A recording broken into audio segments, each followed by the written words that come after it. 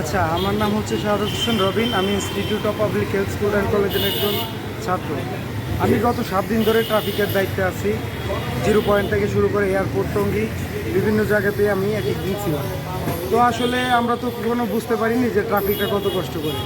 আমরা নামার পরে রাস্তাতে বুঝতে পারছি যে না, তারা কতটা কষ্ট করে এবং মানুষের সাথে ভিন্নই।